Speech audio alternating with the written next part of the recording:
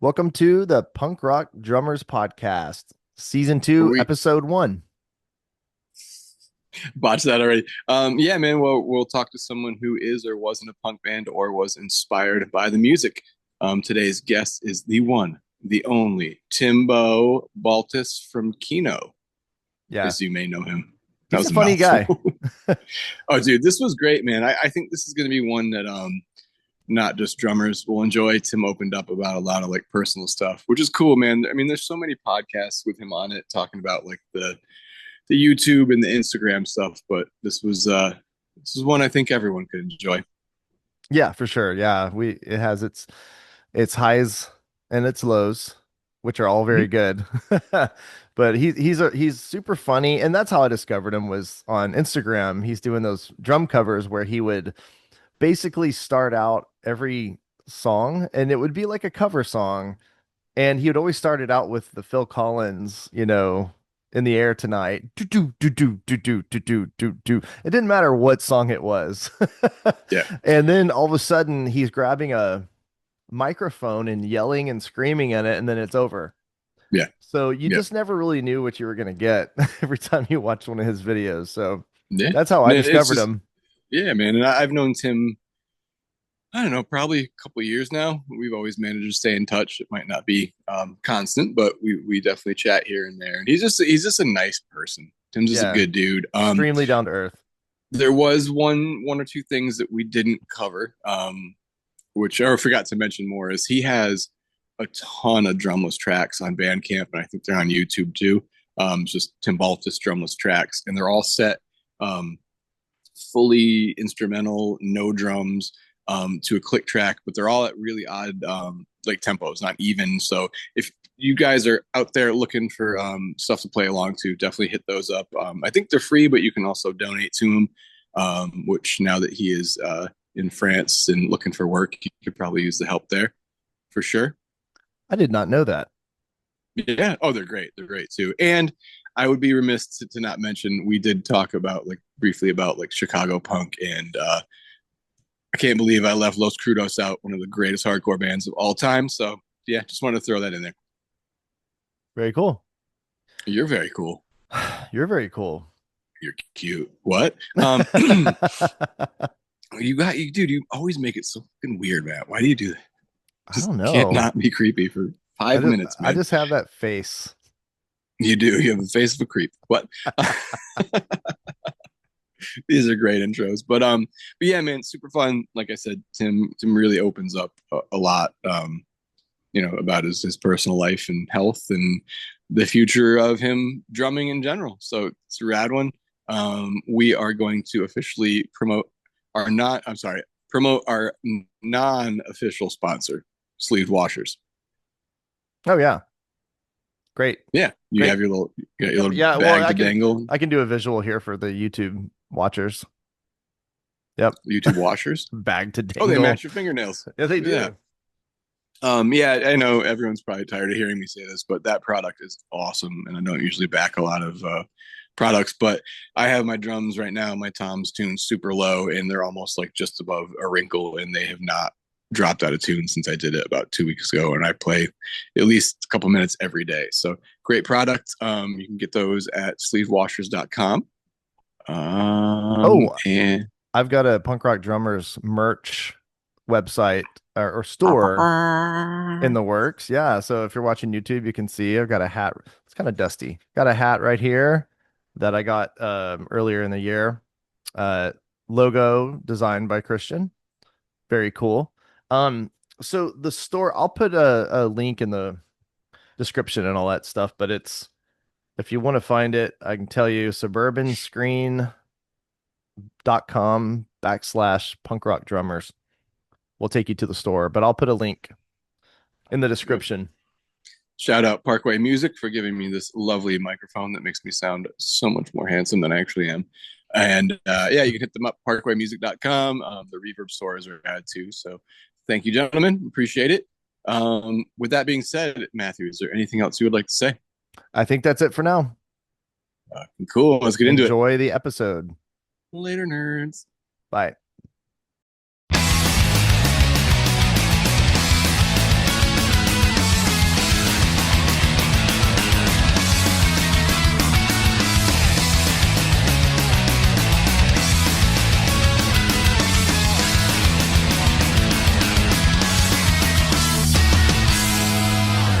We have a Tim. Hey, Tim. What's going on? How are you, sir? I'm good. How are you boys doing? How's your morning going in America? We're Wonderful. good. Yeah.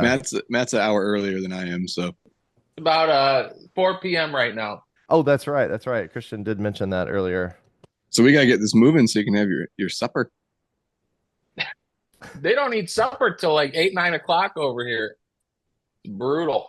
Wow. Is it called Preposterous. supper over there? What's it called? What's the French word? Dîner. Dîner. Essentially dinner, but it's like going Target. Oh, Dinner, yeah. dîner. Yeah. Okay. That's very interesting. Dîner.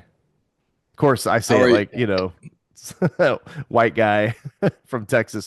Dîner. Hey, I went to the old Waffle House dîner.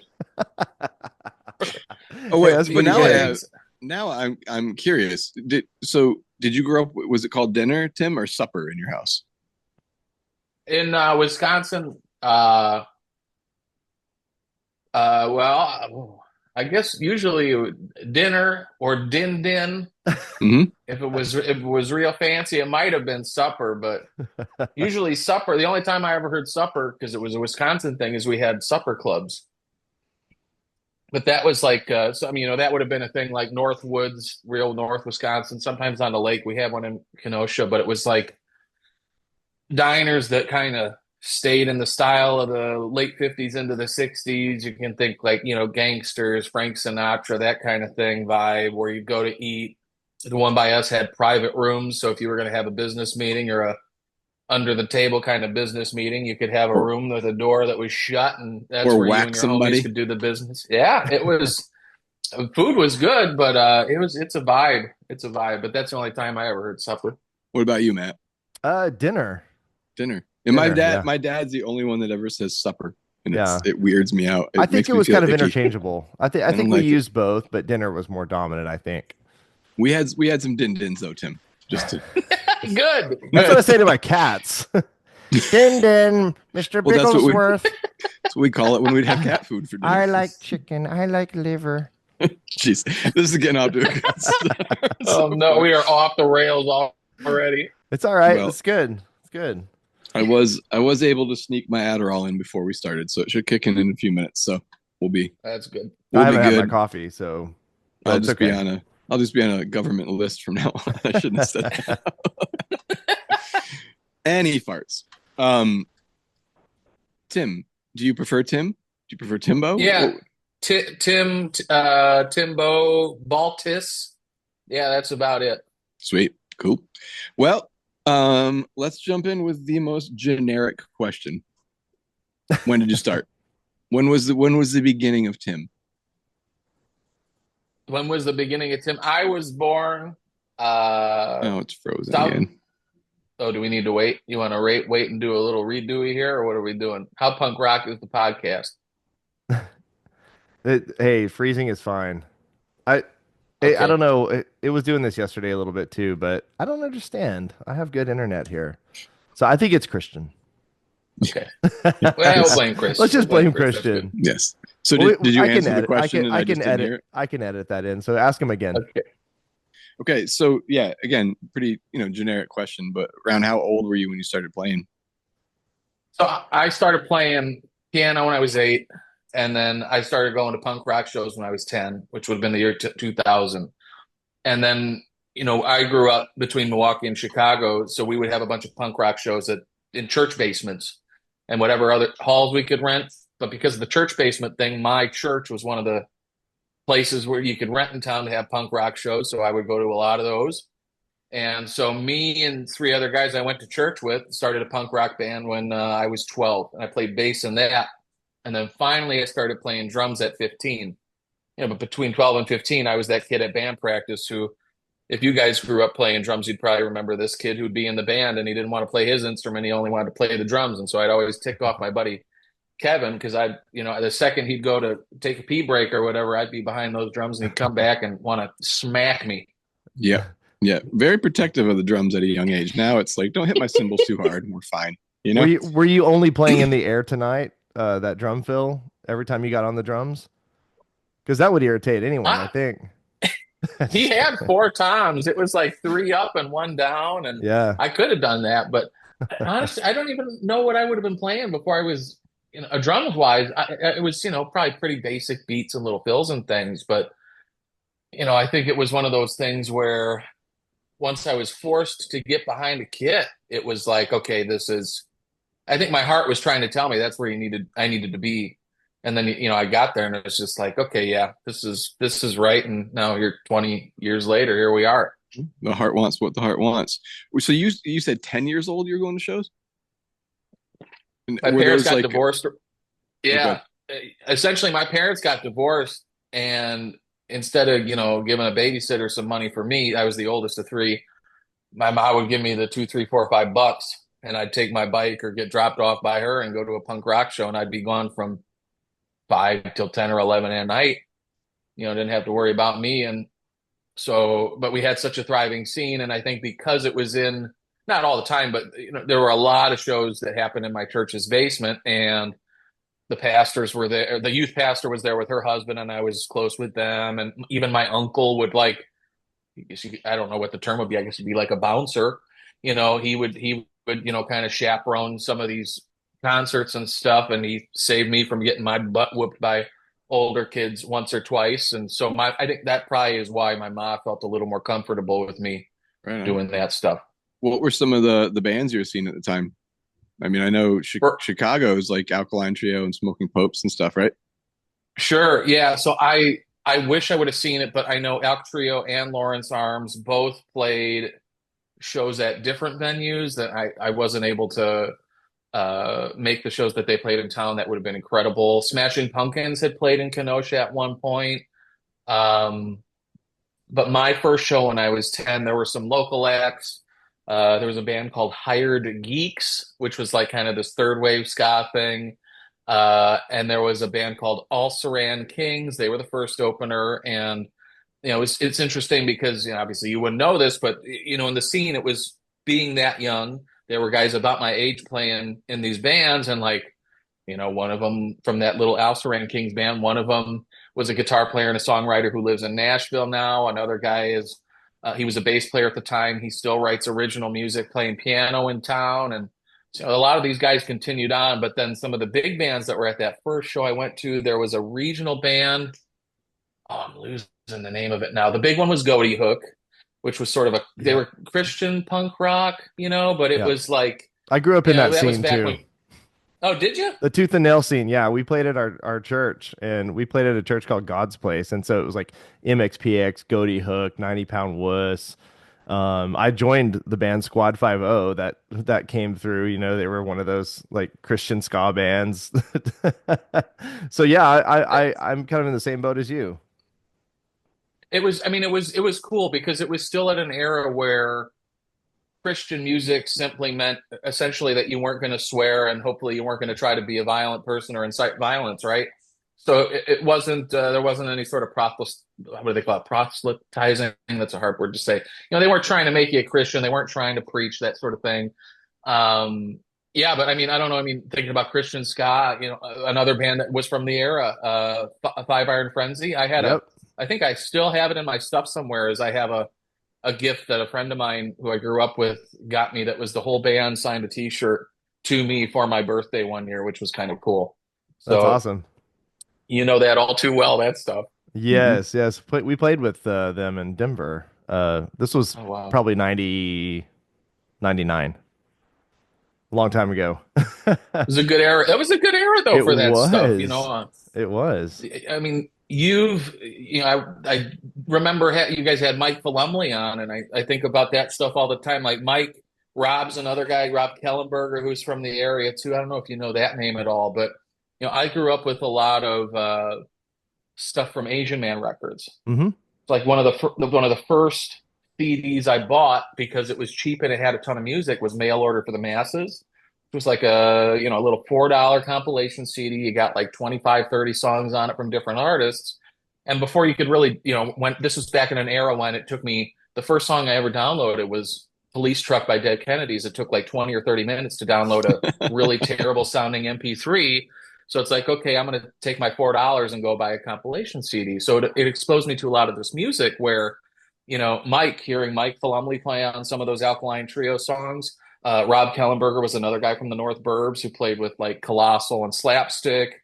Um, but it was all this sort of music was happening in the area too. But I love that era of music. It's totally, totally, totally formative. Even though I wasn't playing drums at the time, I think it's totally formative to the way that I think about arrangement, song Hmm. arrangement, music theory, and the way that I approach playing the drums now with anything, whether it's pop, rock, hip hop, or anything else. Yeah, man. Yeah. Asian Man Records, man. You just brought me back. That was probably what, 96 or 7, I think, whenever they were Oh yeah, putting out those compilations. I remember I had a big Asian Man sticker on my kick drum back then. that's awesome. Yeah, man. So yeah, so you and I were kind of listening to all the same things back then and exposed to the same bands, you know. I guess what's that, Tooth and Nail Mhm. bands. Yeah. And Asian Man Records. Yeah.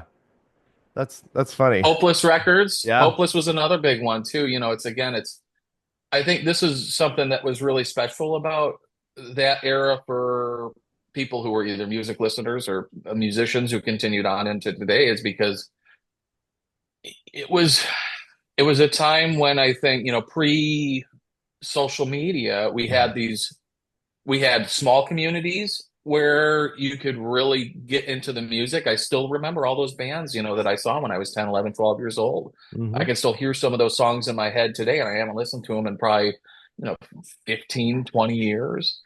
But, it's also sprouted bigger communities and bigger scenes across the entire United States. Asian Man Records is a perfect example. Hmm. Mike Park started this thing and he had his bands going, the Chinkies, Skank and Pickle, some of these other projects that were just like, to me as a 11, 12, 13 year old, I was exposed to music like um, anything Steve Albini was doing, a lot of stuff on Discord Records and that sort of thing. So it was kind of the weirder stuff. And, to hear Skank and Pickle doing this ska thing that was so different, again, it just like opens your mind to punk rock can be anything. Sure. It can, Hail Hopeless Records, Adam and His Package.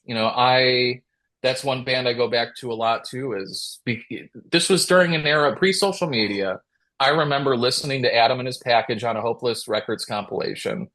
I got one of his CDs, and somehow I found the dude's email, and I emailed him. I said, "How are you making this music and performing this music?" Because it was just him, and I didn't know what the heck a sequencer was at the time. But the guy was really nice and emailed me about, I use this little music sequencer and blah blah blah. But that sense of community, both where you were locally across the United States, it just punk rock culturally permeated it all across the entire country, and I think it's so special because it's something that culture, even though it's so different today, is something I really, really try to foster because it's something I love so much. I think we don't get anywhere in life without the people around us. For sure. Christian and I connected the first time on a phone call on a Saturday morning when I was going for a walk, and we were talking about a premier snare drum, or not premier, a precision snare drum that he Yep.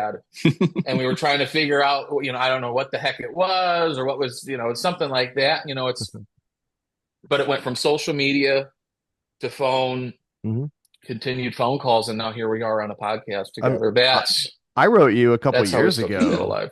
I wrote you maybe 2 or 3 years ago, and you wrote me right back. And you probably don't remember, but I think I was asking about your drum sound, and you said room mics.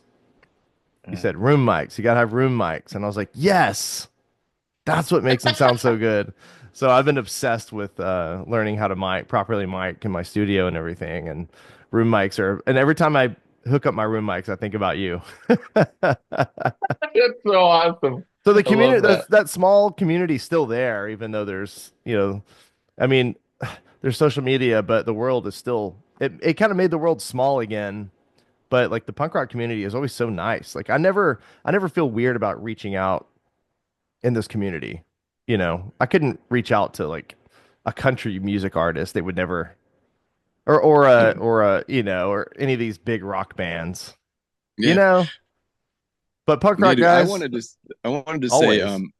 before we strayed from the topic of what you were saying, Tim, about how everything was kind of like scattered. There was all these different things. And I don't whatever, we don't need to get too into it, but I know everyone has a different like definition of punk rock. Like it's this, it's that, it's the other thing. I mean, generally for me, I think it's more of just an attitude, and I think it's about being a good person and helping people. But I always very much like romanticized that early New York City scene where it was just fucking weirdos. It wasn't a look particular. I mean, like the Talking Heads were part of it. Blondie was part of it. The Ramones, the They Dead might be Boys, like, giants. yeah, you know what I mean. And I think that we kind of, My in a favorite band. way, maybe didn't know, but we were sort of experiencing a bit of a second wave of that, much further apart geographically. But it's funny that I never put that together until you said it. The thing that I sort of romanticized my whole childhood was what we had. It was just with different bands spread out across multiple states and stuff like that. So it's so cool how even talking about music, not just drums necessarily, can make you realize that the shit you were looking for the whole time, you had it, and you can appreciate it a little bit more in it. You know what I mean? It's cool. Well, especially the community thing, I think we can still kind of get online, but to me, musically, what was so special about that era was the fragmentation. Now, because everyone is essentially chronically living online, it has its benefits, and but one of the setbacks is that everyone kind of contributes to one music sound. There is a pop music sound, there is a punk rock sound, whatever, a metal or whatever the subgenre you want to get into. Each of these has canonical things that you're going to hear. Still back in the late '90s, early 2000s, San Francisco sounded like San Francisco. If you think about, again, Asian Man Records, you go to Discord. Discord is another band. Everyone in DC, you could tell that's a DC band. You could tell that's a Discord record, release. Even New York to an extent too. Certainly when you get into the subgenres, that was such a special thing to me, is because now, it's almost like thinking about something like a subject like decolonization, but it's sort of in a subcultural way. We lose those regional or sub-regional sounds when everybody's just kind of making the melting pot one, instead of it being a melting pot with different flavors. It's all the same freaking flavor now, and you can't. It's harder to stray from those norms today. Which, what are you going to do? But I mean, if it makes it feel any better, at least locally, like, so we're right outside Albany, New York, the capital.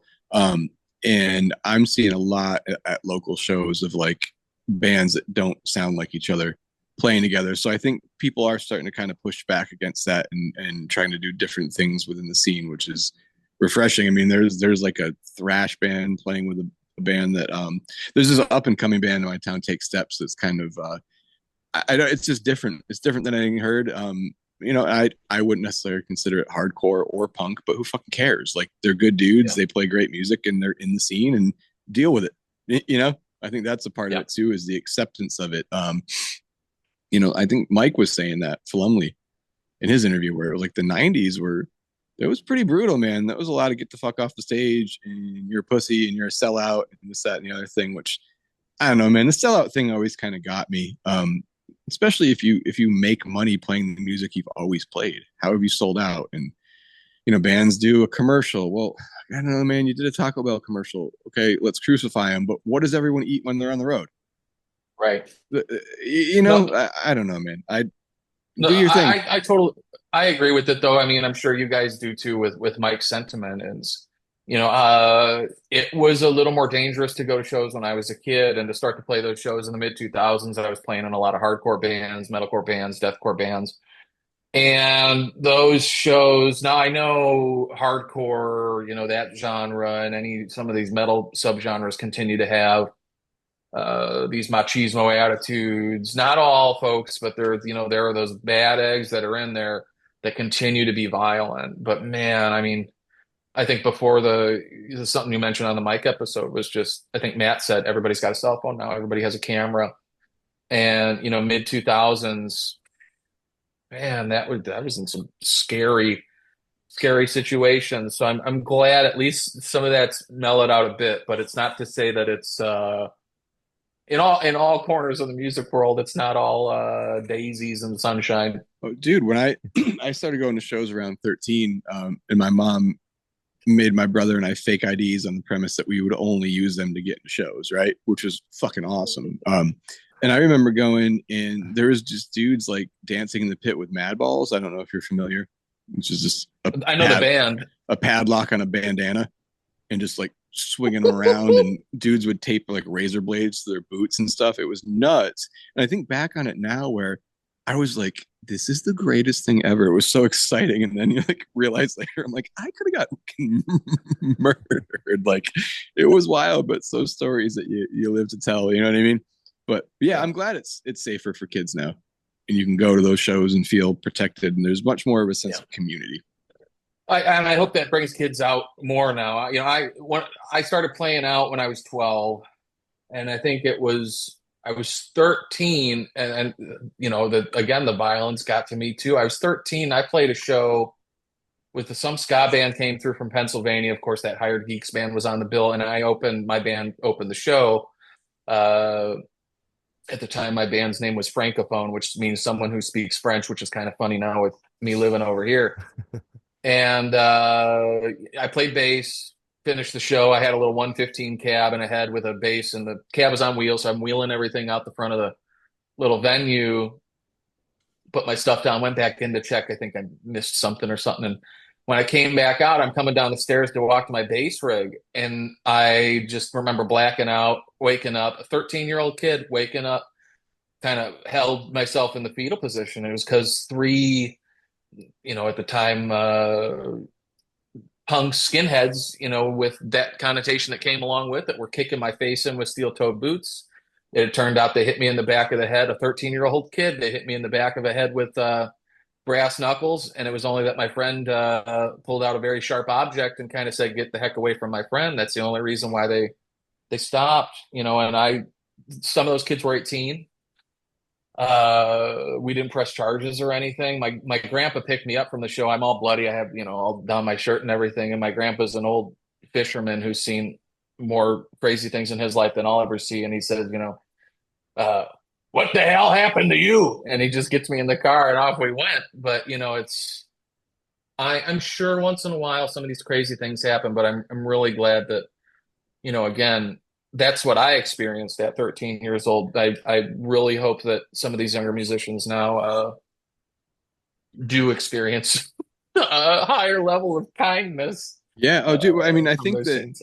that out of all those horrible things, some good is bound to come of them, right? Like our scene got super violent, and what it led to was all the younger kids fracturing off and doing our own shows and renting out our own VFW halls, and we created a whole nother scene where if you showed up trying to do that, you would be the one on the end of a boot getting kicked out. You know what I mean? And dude, I want to be very clear. I'm not a violent person. I only have get involved in these things when I absolutely have to. But luckily, we had some big dudes that made sure that never happened. But I like that that vibe of like we're going to protect our own, and if you're here to cause harm, you're going to be Get ousted. out. You're gone. Just Yeah. go, dude. There's no place for that. And I do think that like there is that weird connection of like everyone thinks you're crazy, right? Matt, I'm sure you had this too. Like you go to shows, you're slamming in people, you're knocking people over, but a lot of us didn't have contact sports. We didn't have Yeah. something to take the aggression out. So why is it, it's okay to do if you're padded up on a field, but as soon as you start doing it to music, you're crazy. But I mean, more times than not, the guy that knocks you down is the person that picks you back up. 100%. But then, people start hearing you can go to shows and you can punch people. And then all the guys that used to beat up in high school are at the shows now doing the same thing. It was pretty brutal. It's so weird. I feel like I missed out on all that. There was never any violence at any show I ever went to. Good, dude. It's Like, I don't understand. I mean, I'm glad, but it's just like everyone talks about all these like fights and people, like stuff that happened to you, Tim, and I was like, I never experienced that. I mean, I don't know how many shows I went to, how many shows I played. Like nothing like that ever happened. It's so strange. Always waited for it to happen. It never did. good, I don't man. Well, know. that's what's cool is like everyone had I'm sure that even though Tim and I had those similar experiences, that there's a lot of different ones, and you had a very different one. And Matt, I think that's why you and I work well doing this together, is we both had super different backgrounds, and we have Yeah. different bands. We have common Mhm. bands that we like, and I'm sure there's some stuff you like that I don't, and there's some stuff I like that you don't, and Oh, for it's fine. sure. Yeah, Yeah, yeah. yeah. You're like, I Yeah. hate 90% of your music, Christian. Uh, um, so sorry, I have my notes over here. I'm not bored, I promise. Um, I guess we'll steer it back towards towards drumming again. Um, This is a drumming yeah, podcast. yeah. Um, so did you have some jobs like outside of music, like leading up to kind of making it more of your main source of or career?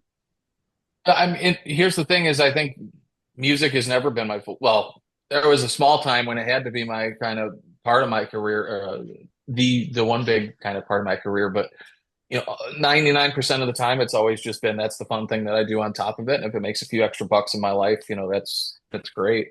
Through college, I worked at a local music store that sold primarily used gear. That was really fun because it's almost like you're the bartender to all the punk rock musicians in town. Yep.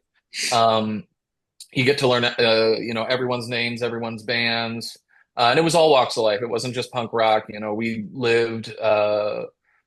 It was the first big city in Wisconsin. I lived less than a mile from the Illinois border, so in that northern Illinois kind of area north of Chicago, you had a lot of Central and South American folks. So all the Norteño bands, all the Tejano bands, they would all come up. Those would be guys I'd be helping out with. There were guys who would come and buy, if you remember the old PV power amps that were boat anchors and weighed about 80 pounds a piece, they'd come and buy those because you could drag them behind a truck and they'd still work, and they'd Right. drive them back down to South America for those bands to use for another 20 or 30 years. Um, and everybody in between, all walks of life. So that was really, that's where I kind of cut my teeth learning about gear, a little bit about recording, but primarily learning about drums. I was the drum guy at our store. Any drum set that came through, typically I was the guy who was going to rehead it, fix it up, make it presentable, make it sound good. And I think that's why that's the studio thing primarily has been kind of a focal point of my career, is because I had to make a $100 wine red CB drum set sound like 300 or 400 bucks, because no one's going to buy it if it sounds like a bunch of pizza boxes. So yeah, you learn a lot that way. Yeah. So even though not like playing music, you've pretty much been. I mean, I know we've talked a lot, so I know a lot of these answers, but I'm asking for for other Of people. So course. so pretty much like you were still involved in music in one way or another, whether it was selling equipment. Yeah. To me, it's always like, so, in college, I didn't really have the time. I tried to play in bands, but I really didn't have the time or the effort to dedicate to that stuff the way I wanted to. So the music store was the way that I kind of kept that in my life, was a way that I kept in contact with friends, because really outside of school, I mean, even when I was working at the music store, I would get there at sometimes 5 or 6 a.m. before a 10 a.m. shift. And I would just sit there at point of sale with all my homework laid out and slowly be getting through my college homework. They were really kind that they would just let me use the store for my little study corner. Um, After college, it was just that instead of me using work as the music outlet, is that work supported the music outlet.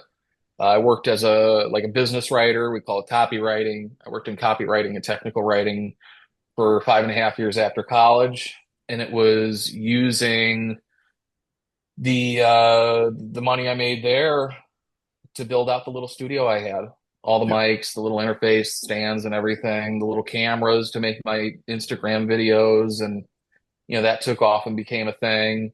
Um, and all that Instagram stuff is now it's serving me in a different way here in France. But yeah, it's always that the work was the vehicle to financially support me doing the music thing. It was never that the music thing ever financially Right. supported me anything more than that. Yeah. I mean, that was actually the next thing that I wanted to talk about is like around when did you start noticing, an uptick in Instagram and YouTube and kind of getting a following on there? Uh, so I got up to I was one of the first drum guys on Instagram posting videos, and I think that's the reason why I have any. I don't have a lot, but the little bit of notoriety I got is from just being around for so long. Well, And and you're fucking hilarious and you have a great Yeah, personality you're too. Give wacky. I yourself love give it. yourself some credit, man. That's Like why I kept coming back. you're dude, you're That's entertainment for very the whole kind. family, wholesome. I can watch it with my kids, but anyways, I digress. Just give yourself some credit, buddy. That's very kind. I was trying to explain you to someone or my wife or something. I was like, he starts playing and then he just like totally like derails after about 30 seconds and it's just madness and yelling. Kind of And surprised you're not that's why I reviewing keep any coming French back. candy. I'll I have to want bring back the food reviews, but I think that's a pretty apt summary, Matt. But no, I stuck right around 10,000 followers till 2020, and it was during the pandemic I think that I really started to see this uptick in people wanting to see more. It was primarily the wacky stuff, the entertainment stuff, but I mean, we were living during a time when there wasn't much to put a smile on your face, and Hmm. fortunately, I was putting out a lot of content that just kind of tried to give people 30 seconds to a minute of relief, during some really tough times. And yeah, now I've got just under 50,000 followers. I don't post as much as I, used to. Obviously, I'm trying to figure out how the heck to live in a foreign country right now, which is a heck of a task. But that the reason I don't know if it's the reason. I don't know why I posted videos. I guess the reason was just because it was fun for me, and now it is serving me in these different ways. It's never been that the I make all these drum videos, drum covers, silly drum videos, blah blah blah. On YouTube, I have a lot of educational content to learn about, vintage drums from the past, drum construction, even some stuff on drum recording and that sort of thing. Um, but it's serving me in this new way. Like, we came to France and I went to a meetup for English speaking people in this town that's like 2 hours south of Paris.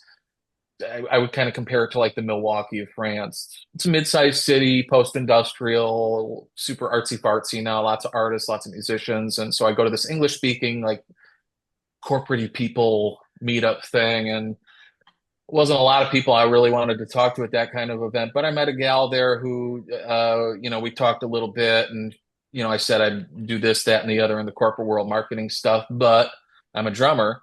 So my husband's a drummer. You really, you guys should connect. And I gave her my Instagram, and I got a text from her that night. She's like, "Oh my God, my husband has watched all your videos on YouTube, and he loves all your stuff." And this is a French guy who's lived in France his whole life, and somehow he found my little YouTube thing and had been watching it. And we wound up. My wife has bad migraines, and we needed to find a doctor to help get this really special medication that's hard to get. And so we got a referral, but it was going to take 6 months to get in with this one doctor. And so this drummer, who is a doctor, who was the husband of this gal, said, "Well, I know the one doctor who prescribes that special migraine drug, and the one in this region. I'll give her a call." We got it in 2 weeks. My wife's got the medication, no freaking problem, because of me posting stuff. So to get back to this whole punk rock culture thing, it's like there it is. There's two guys now. I might be a punk rock drummer. He's more of a funk drummer, but that's about the most punk rock thing right there to say is, well, we create a friendship based on this drum stuff, and because he has access to these certain people, now through the power of community, we're able to help my wife have, she might have a headache for me once in a while, but now her migraines ain't going to be popping up as often. So I'd say that's a win. Wow, that's a really cool story. Wow. So You never yeah, know. drums pay off in a different way now. It's crazy, Yeah, crazy, dude. crazy, crazy. So, well, crazy is a good way to go into this. So it's funny, man. Is you're kind of like queuing up my questions for me so far. Like everything's going in the order I have it written down. So now that you told us some good experiences, and that have you had any like crazy followers or like some weird shit go down? Certainly, yeah. No, I mean, you get some kooky people. For a long time, when I was posting more regularly, I'd have to block, I'd say 3 to 5 people a week. just people making real mean comments or whatever. But the way I kind of looked at it is it's like, pruning a plant or something, just making sure that the good bits stick and the bad bits are gone. And I didn't pay much mind to the comments for a long time. I would screenshot them just because I thought it was silly, and I'd usually send one or two to my, closest friends once in a while. I'd say, "Look at this freaking idiot" or whatever. But it's you have to grow thick skin, and I certainly think the punk rock scene of the early 2000s did that with some of those, like that experience I mentioned Oh yeah. earlier, some other experiences I had, and working at the music shop was another one. You're working with a bunch of musicians and no one wants to work as it is, so people are going to not necessarily bring their best attitudes all the time. And Yep. so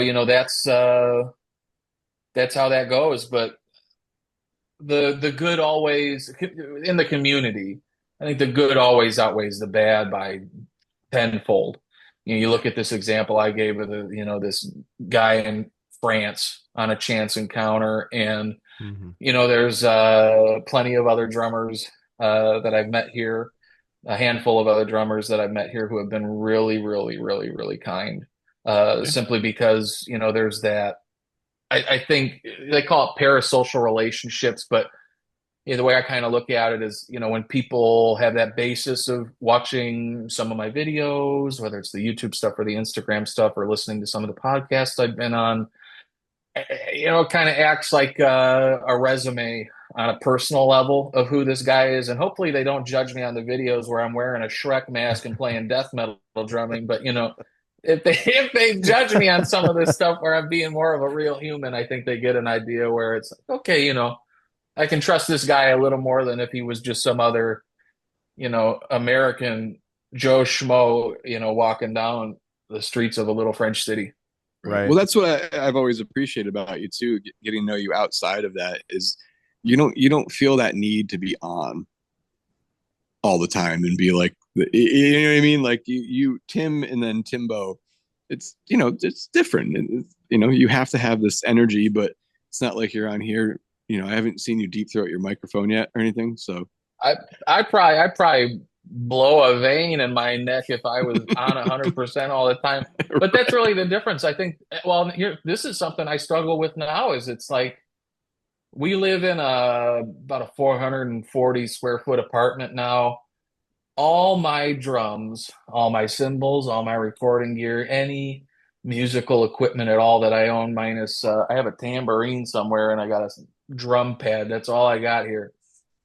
Uh, it's all in England, and we're going to bring it over in August. But having lived without any musical equipment now for 7-ish months, actually 8, if you count the 1 month that we were in between Wisconsin and France, having basically you could say we're coming up on a year of having no freaking musical equipment at all in the house, and it's that combined with existing in a new country really changes your perspective. I'll say it's changed my perspective on who I am and everything because simply moving from one continent to another, the way I've kind of talked about this with a few friends on the phone is it's like imagine getting dropped into the world, born today, but instead of having that 18 years where you get to learn the language,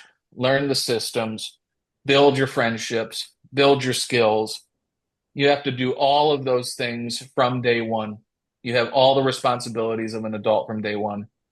And this experience has completely changed my outlook on what I want to do with my life because I'm literally having to reinvent myself.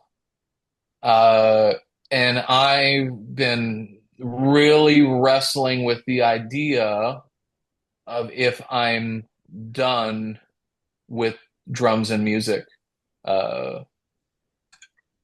for good. And it's not like I'm sure the listeners and you guys probably know 1,000 frickin' drummers who come to you once or twice a month and say, I'm freaking done. I'm selling my gear, dude. I'm like, we all know that guy, those few guys in our lives. I've got a few of them too, and God freaking bless them for blowing up my phone once a month. But this isn't that kind of an experience. I am so grateful for everything that music has given me. You know, it gave me community and friends as a kid when that was something that was harder to come by. It gave me and my brother, who are two vastly different people, it gave us something to go and do together for many years. Going to see, he loved the Bouncing Souls and Against Me, which are a couple bands that I'd showed him when we were kids. And Alkaline Trio. I think we saw Alkaline Trio together, and my cousin, who was his age, my brother's age too. We saw Alkaline Trio together 8 or 9 times. We saw Against Me 4 or 5 times. We saw Bouncing Souls 8 or 9 times together. That was a vehicle for us to connect as a family. Drums have given me incredible accolades and incredible friends. I wouldn't be on this podcast today without drums. I can count some of my heroes as friends and acquaintances now. My wife got her freaking migraine drugs because I play drums. But I'm at a point now where it's like, I've got health problems. That's one of the big reasons we moved to France. It cut already without insurance here. It's cut my healthcare costs from 15 grand a year back in the States to about, I don't know, $1,000 a year here tops without insurance. That's going to go down 70% once I've got insurance, which is incredible. It's even lower than I thought it would be. But yeah, I don't know, man. I guess it's just, you get to a place where I'm always going to be a drummer, whether I have drums in the house or not. I'm always going to be punk rock. That's just built into my freaking blood. But I've got 20 years left, 25 years tops. That's tops before my heart explodes from the drugs that keep me alive. I got a lot more other things I want to do with my time here. I've played on music that's won Grammys. I've made all those friends. I have nothing else to prove to anyone with this instrument. And I'm so thankful for what the instrument's given me, but I'm really fighting with this thing now of, I don't know, I want to just freaking hang out and have friends and see parts of the world that I've never seen before and live a little peaceful life with, person I love more than anybody else. It's just a different perspective, I guess. Fuck yeah, dude. That was awesome, man. Thank you for sharing that with us. I've always admired that about you too, of being able to kind of open up and, tell people the truth about how you feel about things. Well, you can't, I don't know. Lying ain't doing nothing for nobody unless it's my grandpa telling a good fish story. So I try Well, to I it's try to tell the truth. it's really cool seeing this side of you. I don't know this side of you. You and Christian have talked, but you and I have not talked like this. And so I know you as, this zany guy who plays Phil Collins drum fills over every song and then screams into a mic. And so it's cool that I'm hearing this side of you. It's really really neat, interesting, and thank you for opening up to us like that. I mean, man, you're gonna make me cry. Well, I mean, I know Christian's got kids. Matt, do you have kids? I think you're married, right, Matt? Yeah, I'm married and have an 8-year-old daughter. Uh-huh. Okay. Well, it's like I'm sure it was when both you guys met your wives. I would hope that they were the type of people that you think, oh, I'm never going to find anything better than this. This is the most amazing relationship I've had in the world. Oh Your yeah, best friend, you're everything. yeah, I can't find anyone better than my wife. Yeah, There's like No, nobody. dude, trust. I mean, trust is such a huge thing. My wife and I did long distance, about 4 hours for the first year and a half we were together, and well, I never once was like, "What's she doing right now? Who's she with?" Blah blah blah blah. I just like when we weren't together, I trusted her, and I'd never had that with anyone before. So that was like yeah, you're right. but Yeah, that same. trust to me, the trust extends, so far beyond that. To me, the trust for me, it extends to having the same radical communication that I'm trying to have with you guys around my feelings with the drum set is the same kind of radical communication I bring to my wife on a whole slew of topics, whether it's my past, my childhood, any of the tough shit that I've been through. It changes everything. And I think it's through this, I think, is a totally punk rock thing, is to simply to radically communicate with the people you care about, whether it's your friends or your spouse or anybody else. I had I've as I've been going through this, I'm leaning on some of my best friends for that. Go back to Mike Palumley. He brought up that yellow kit. Matt, you brought up that yellow kit on Yeah. the podcast. That was the premiere. Yes. One of my closest friends in this world, John Perrin, he's literally in Europe on the road with JD McPherson right now. He owns that kit. It's sitting in his parents' house in Elgin, Illinois right now. Oh, wow. Dude, So I love JD. I've worked on those Premier drums before. I've tuned them up, and I think we had to replace some lugs and stuff. So I know that kit inside and out. Quite literally. But going through this time right now, John's been a guy that I've been calling, and I'm just like, man, what am I supposed to do here? What does this look like? And excuse me, in the same way, I've been there for John through some really tough times of his. And I think it's because again, it's a freaking punk rock thing to be that radically open and to radically communicate with the people that you care about. Think about if you think about the other kinds of people that live in this world, the people that I think try to color within the lines a little bit more than we tend to, except for Christian, because that's his whole freaking job. So he better, You kind of better do hope that I between the do. lines.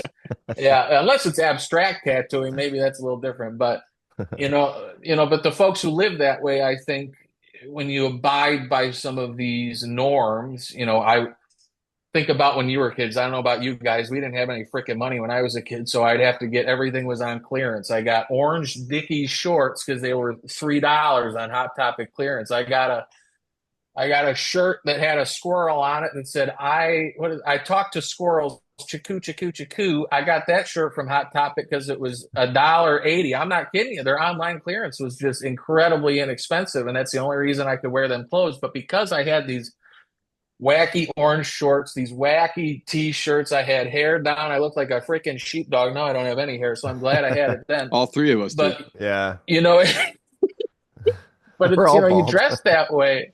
Oh man, you dress that way and you look that way as a kid, and a lot of more kind of straight and narrow folks who just they don't get it. And in the same way, I think a lot of those folks, not all of them, but there are a lot of folks that fall into this camp, punk rock or not though, but less in punk rock world, that kind of feel that uh it's not necessary to think in these same ways or to communicate in these same ways. And I'd like to think, well, I don't know if I'd like to think, I wish it wasn't this way, but I think that that's to the detriment of folks' lives and their relationships. And it's something I learned from punk rock is that radical openness, radical communication. It's something I hold close to me today because it's transformed my life in a way that is something I think is a good thing. I don't know. What Yeah, do you guys think? for sure. I Yes. will be honest with you. I'm very much looking forward to watching this back because for most of that, it froze. So I didn't hear a lot of what you said. So it's nice for like our own podcast. Now I get like little Easter eggs. So, I don't know why it I, keeps doing that. I don't know, but I was talking about my wife, and then you said no, totally, but it's more than that. So hopefully, you just didn't say anything that made me look like a dickhead about my wife. What a piece of I hope shit, not. Christian! Oh no. Great I man. don't know. You seem to be the only one having the issue, so I don't know if it's me or if it's on your end. So I No, I'm blaming you. apologize. It's you. It's definitely you. It's always you. My wife and I spent so much time because we just rebuilt our studio that I'm in, and I mean, we did everything we could to make sure the internet was nice and strong out here. So I don't know. It could be me. I don't know. But Nah, nobody's it's home. Everyone's gone. So no one's streaming anything. No one's on any devices. I turned my Wi-Fi off on my phone. So and I've got a strong Wi-Fi signal. So um wow. Either way, man, But we're good. hey, sorry, Christian. But yeah, if you cut out, I the apologize. audio's still going, so it's Okay. okay. Yeah, I've Nobody, learned to keep nobody quiet. watches the video. Um, I wanted to ask you, I was always interested in your drums always sound so good, and I'm interested in drum recording and miking placement and stuff like that. And I like watching your videos because they're fun, but I'm also interested in how you get them to sound so good. What do you use? What interface do you use? What I notice you use some 57s up in your concert toms sometimes, and it always sounds so Gentlemen, good. I'm so sorry to interrupt. Since you and I have talked about this a bit, I'm gonna just excuse myself, use the restroom real quick, and I'll come right back. Yeah, Go yeah, for yeah. Okay, it. cool. Go I for just a wanted peep to peep. that I wanted to say before I walked away. I'll be right back. So I use all sorts of stuff. Hmm. Uh, I at home I was running two UA Apollo X8Ps Gen 1s, and I was running generally Neve 1073 style pre's on them with a little bit of EQ. And that would run into Logic. And in Logic, I use a lot of, I'm like a dad with plugins. I still go to Waves. Hmm. Um, I invested in Waves in the Mercury bundle back like must have been I don't know 2016 maybe. Spent a couple grand on that, and even though you have to pay for update plan every year, it's like $100 every year. You got access to just about anything you could want sound wise under the Right. sun. Um, so that's kind of my approach. And what's nice is, so I originally started recording with a Tascam. It's called like a US 1800 or something. It's 8 mic ins with a couple lines. And they make a new version now. It's like the 16X08 or something. But as silly as it is, I really loved the sound of the preamps on that thing. Hmm. And it sounded great. In my opinion, some of the coolest recordings I've worked on were done with that thing. Like a multi-million-dollar Disney show with my drums going. At the Japanese theme park. That was recorded on a $299 interface that I bought for $150 used. Um, I mean, and it sounded great. that goes to show that it's, a lot of it's the performer and how you tune your drums and how you hit your drums. You know, you can get a It's the signal. source. Yeah, you can get a signal all day and whoever mixes it can make it sound real great, but if it's a good signal with bad drumming or bad, old heads or whatever, or just crappy cymbals or whatever, it's not going to sound good. You can't really do much with that. So you being the performer, playing so solid and knowing what you're doing with something that's not that expensive as far as like a interface, it's going to sound good. That's what it is, and it's not. You don't have to spend money on any of the. I think the only thing you really have to spend money on is cymbals, and Yeah. then you can, if you find the right brand, alloy wise, B20 is B20 is B20, and there are so many Turkish and Chinese factories that are making wonderful sounding cymbals now that you can find a set of cymbals for like $1,200, a Hmm. couple crashes of riding hats, and they sound killer, no problem. So uh, anyway, so yeah, the way that I kind of look at it is it all comes back to the source. The difference between midway between the freaking like $5,000 interfaces and the $150 interface was the Behringer XR18, which has 16 mic ins plus two line ins. Hmm. I like that just because of the amount of sounds I can capture at a time. 10 was fine, but 16, 18 was better. Yeah. Yeah. So I generally tend to play a four-piece kit. And the way that I approach miking is the following. So on kick, I would have two mics in and out, but my kick in mic was almost out of the porthole on the drum every time because I'm trying to capture a balanced tone. Mhm. I want to be able to use either mic independently or both of them together in different ways to capture whatever tone I want to get out of that. Same Mhm. thing with snare. Two different top mics, usually a condenser and dynamic mic, like a 57, and then I had an NT55 with a cardioid capsule, which is essentially just an NT5 on top, Hmm. 57 on bottom, and same thing. I want to use either top mic or I can use them both, and whatever I'm going to do, I'm going to capture the sound, some sort of cool sound out of that. Toms are toms. As long as I get low end out of them, I'm happy. So MD421s on toms, AKG 414s. I don't remember which version. It's the last version with Overheads. the physical switches for overheads. Hmm. Just cardioid on those. And then, this goes back to what you messaged me about years ago, Matt, was room mics. This was bread and butter to me making money playing drums is room mics. You can capture a drum set under all the mics minus the room, but that's not what you hear in your head when you're playing with your band live or in the practice room. You're Hmm. hearing drums in a room. You need to capture that room somehow. Now, you can do that with something as cheap as a SM57 copy. Within the last few years, one of the ones that I've really liked is Pile Audio makes a SM57 copy that you can get on Amazon for literally 15 or $20 with a Really? cable. Yes, Wow. and Okay. I think I the think the I think the downside of those reason. is you can smack a 57 accidentally with a stick and Yeah. have it keep working. I had one of those piles. I hit it one time and it blew apart. So Oh just the no. durability, I think, is what you're paying for the I might have to 57s. look But into that because I'm really I careful with everything. So, The thing I like about the piles is I'm almost certain. Basically, for a long time in the mid 2000s, late 2000s, there were these fake SM57s out there. The only way you could tell they were fake is you'd have to open them up, and the lead wires to the element were a different color. mm. And I'm pretty sure Pyle found that person who I'm certainly got a cease and desist and said, let's just change things a little bit, but let's keep the rest of it the same, and we're going to put our name on it. So that's the reason why you can get this. You do not need to spend money on this stuff, a ton of money, So it's like the and same all you have to, capsule, basically, right? yeah, Yeah. essentially, it's not enough of a difference to warrant $100, increase in price. So, all you have to do with a room mic is just kind of find a place where you're capturing a sound different than the kit. You're trying to capture ambience, Hmm. not transients. Transients are the hits.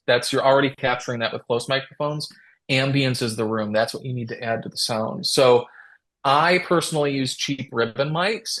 MXL makes some cheap ribbon mics. SE Electronics makes some cheap ribbon mics. I like to use MXL's European brand just because basically it looks nicer. I think it's Apex, but the model is 210B, 210B. And you can buy this thing for 150 freaking dollars, and it sounds awesome. Yeah, they're a little MXL right there. Christian's got one of these MXLs hanging around. And the benefit of a ribbon mic is that it rolls off some of the top end and it's going to capture a lot of the mid frequencies. That's really what you're trying to capture from that room and essentially amplify that sound, EQ it a little bit, but amplify these qualities through compression. And compression is going to change the character of this. The position of the room mic is going to change the character as well. And then, yeah, basically you add that to your drum bus, process all of your drum stuff together. You Hmm. have eight or 14 mics, whatever your setup entails. You're going to take each of those signals. You have 14 or whatever microphone signals, and you're going to smush them into one stereo signal. You're going to take all your different drums and turn them into one unified drum set sound. Drum bus processing, I always just recommend a little bit of EQ, maybe a high pass filter Yep. to get rid of some nasty low end, and then a compressor on the butt end of that signal chain to add more flavor. I try to think, compression, obviously it has some utilitarian use, but to me, it's like the spice that you're adding Yeah. to this whole thing is, it's the flavor. So there's this is the punk rock culture part of it is don't have to spend a lot on mics. You can just buy these cheap $20 mics. You don't have to spend a lot on an interface. You can spend 150 or $200 on a used interface. There are ways to get software for free if you know what you're doing. Oh, Reaper. Um, Yeah. you know, Reaper's a great That's what I option, use. and with plugins, you could with Reaper especially, you can just Google best free VST drum compressors, I did and pay now the you have. $60, just so everyone knows. Oh, that's very kind of you. I'm sure Yes. one of the few, and you can get all this stuff for next to nothing and start to record your band. And in my opinion, it's so much more punk rock because then what you can do is instead of investing, you know, let's say instead of investing $1,000 to $1,500 and going into a studio for 2 or 3 days, now for that same price, you have the equipment to do it all on your own, and you'll be able to do a whole record. And now you'll be able to do any record you want for the foreseeable future for free. Mhm. So it's just learning a few new skills. You can share these skills with your friends. I share this stuff all the time. The same way that you message me, Matt, I get so many messages about that kind of thing, and I am always apt to share. I'm not into gatekeeping.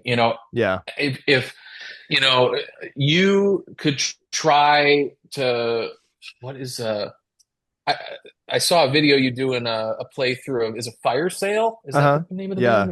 video? And it's like if you could try to replicate my sound on a fire sale, drum through playthrough video or whatever, but you don't have my drums, you don't tune the way I tune, you don't hit the way I hit, you don't have the same ear that I have Hmm. for kind of shaping these sounds. So at the end of the day, even if I told you everything I knew and I asked you to replicate everything the way that I do it, I'm still going to sound like me and you're Hmm. still going to sound like you. Yep. So that's my 2 cents on all that stuff. Yeah, yeah. Well, it kind of goes, that's what it goes back to when I was saying, it's the way the drummer plays and hits and tunes. We're all different. And Yeah. that's what it's going to sound like when you record someone. It's going to sound like that. You can't replicate someone. No, no. Well, I had reached out to you more recently than not about heads, and you told me about the Evans Onyx, and I put them on I tops and bottoms, and love them. yeah. And then when I picked up an old 80s rocker kit from some guy out of like a barn for $120, and it had the original Remo like silver dots on it from the 80s.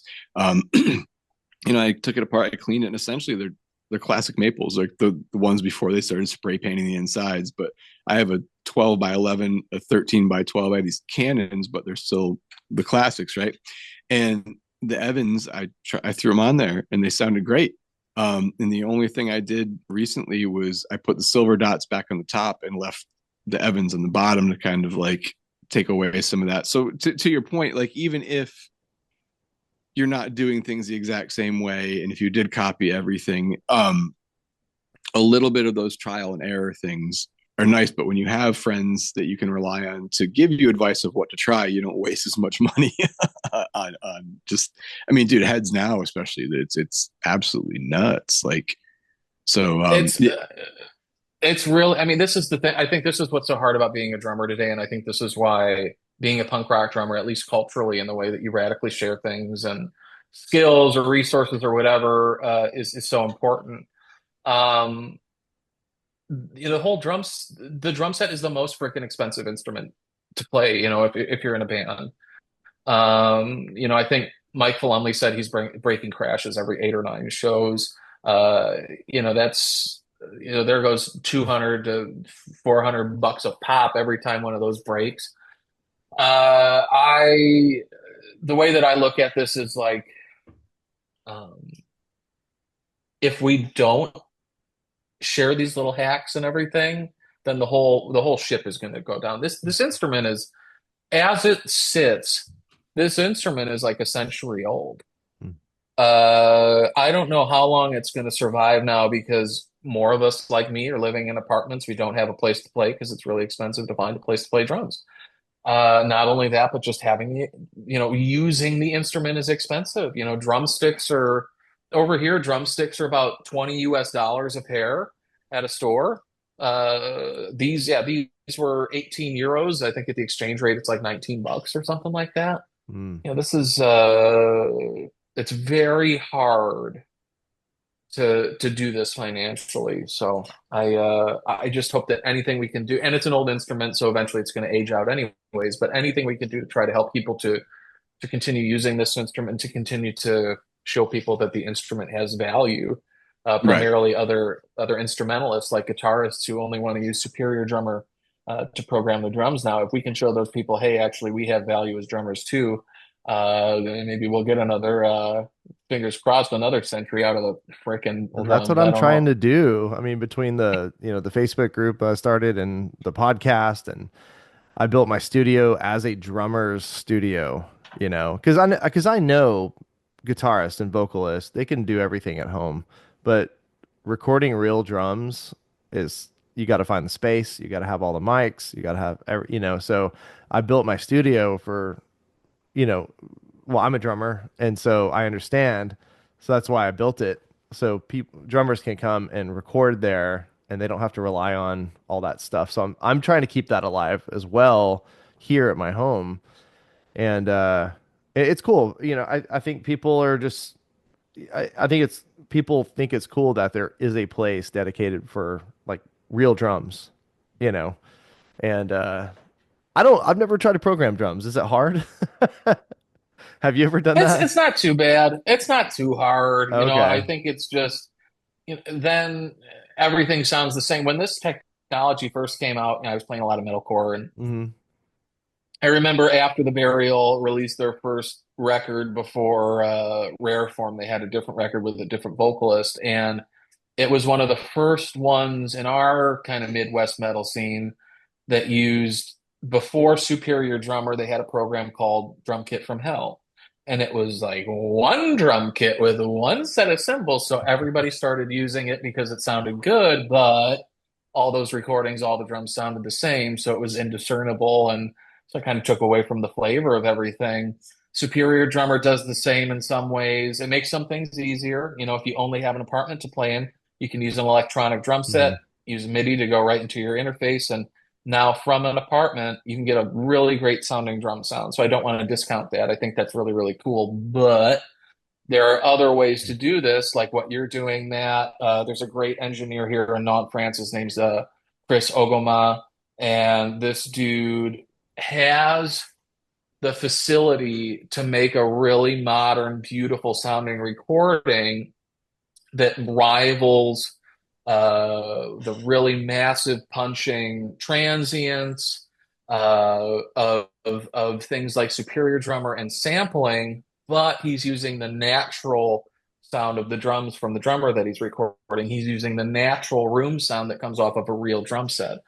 That's in my opinion, that's what separates a, a good recording from a really great recording because Right. you retain your sound, even if again, level of compression, level of transient shaping is, uh, as heavy as all the other modern recordings that you hear out there. Right. Oh. I think that's what.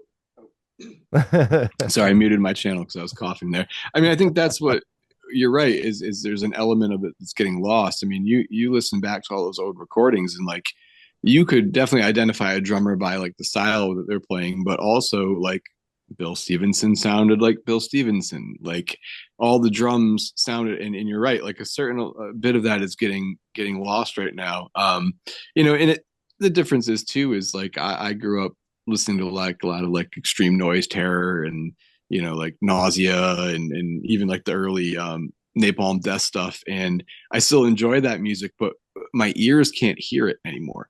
Like there's a lot of that like Mm. trebly high end that just it doesn't register, so it makes me fucking really sad. Is like I listen to it now and I don't hear anything anymore. And then sort of the modern version of that is now everything is so processed that I hear it, but I'm not excited anymore. Like there's no like, Yeah. ooh, that snare drum is like, dude, everything's a big fat snare drum now. Like I want Snapcase back. I want a piccolo tune so tight that it's gonna blow out if you hit it one more time, and then have the next. But you know what I mean? Like you're right. Like there is a human element that's getting lost. So for a company to make a product that you can, swap out drums for if you have to play digitally. Because you're right, that's an amazing tool to be able to have. And I think there is a time and a place for everything. Like I have an EAD10 hooked up, and I blend that in with everything else. And I've been making some music with my oldest daughter, and she likes a lot of the stuff I like. She likes some different stuff. So occasionally, if it's a rock song, like I'll throw an 808 in there throughout a part, and I'll throw some overdrive on it and kind of make that like dissident background lower sounds. So yeah, sorry, I don't really know what the point of me saying this was, but other than No, reiterating it's just say, reiterating that you're right. every tool has its place. Yeah. Superior Drummer's got its place. The EAD has its place, particularly in social media world. But I think, again, as just someone who's been playing music for decades, I appreciate someone who brings the skills and the tools to the table and the time and the effort to go the extra mile to really paint a more unique picture with what they have. That's all. For sure. I agree with you. Yeah. Well, that's like you can definitely hear that in a lot of like the old like that older punk rock is like there's bands that you could tell like we're just kind of thrashing along, and then there's bands that like I'm trying to think of like how to explain it. Like a lot of what set that early the early like thrashier punk stuff to me apart was like you take like Roy Mayorga from Nausea, like it was those thrashy really punk, but that dude, like I mean he's been in what like Ministry and like done stuff with like the dudes from Sepultura and stuff like that. I mean the guy's got a huge resume, by the way. If anyone knows him, please put him in contact with us. But like those recordings, those earlier Nausea recordings, they weren't great quality recordings, but you could tell Roy he could play. And like that's a big part of it too, is I think that's what makes so many bands stand out, whether people want to admit it or realize it or not, that a lot of the bands that you picked that stood out, maybe you like the vocal, maybe you like this, but a lot of it is the drums. And think about this. Here's a great example in one band.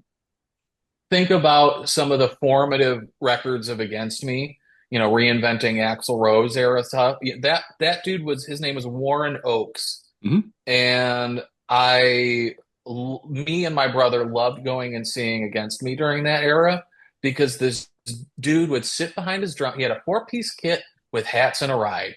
That was it. And the guy would just sit behind the kit and he'd just be cheesing with the biggest smile on you ever saw. And he was having so much great to watch. And to me, with the recordings that he did with that band, he was like a punk rock Charlie Watts of the Rolling Stones.